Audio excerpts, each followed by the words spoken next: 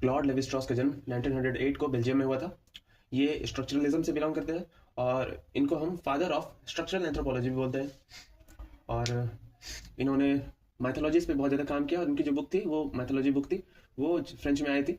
और इन्होंने savage mind पे भी एक बुक लिखी है। इन्होंने बोला कि human mind is structured universally. ऐसा नहीं है मतलब कि ह्यूमन माइंड, ह्यूमंस अलग अलग होते हैं, लोगों के बिहेवियर अलग होते हैं, बट उनका जो माइंड है वो हर जगह एक ही तरीके से इंटरनली स्ट्रक्चर्ड होता है। इन्होंने बाइनरी ऑपोजिशन का थ्योरी दिया।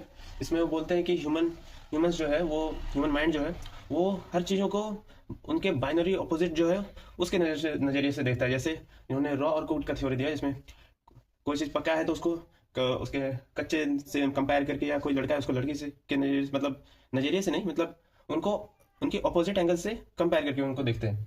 तो इन्होंने बोला जो नेचर है वो रॉ है, और नेचर से जो कल्चर बनता है उसको कुकिंग बोलते हैं। जो ट्रांसफॉर्मेशन का प्रोसेस है उनको कुकिंग बोलते हैं, और कल्चर जो है वो कुक्ड होता है। नेचर रॉ होता है, कल्चर कुक्ड होता है। इन्होंने कुलिनरी ट्रायंगल थ्योरी दिया, जिसमें इन्होंने तीन तरीके का कंसेप्ट दिया ट्रायंगल में, एक रॉ, कुक्ड और रॉटेन। जो नेचर है वो रॉ होता है, नेचर से कल्चर बनना को कुकिंग बोलते हैं, और कल्चर कुक्ड होता है।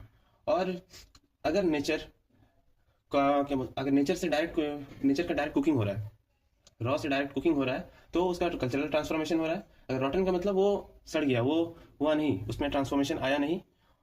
रॉ से अगर डायरेक्ट रॉटिंग हो रहा है तो उसमें ह्यूमंस का कोई लेना देना, कोई हाथ नहीं है। अगर कुक्ड कल्चर यानी कल्चर से रॉटन में गया, वो मतलब वो कल्चर खराब हो चुका था, वो ह्यूमन एक्शन के कारण वो खराब हुआ।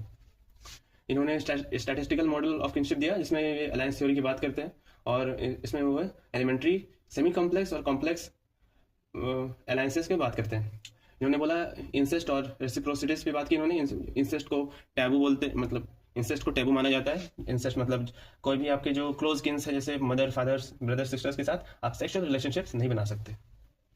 और इन्होंने रेसिप्रोसिटीज यानी एक्सचेंज की बात की, और बोला कि जो वुमेन्स है उनको किसी भी शादी में एज एन एक्सोगामी उनको एक्सचेंज किया जाता है।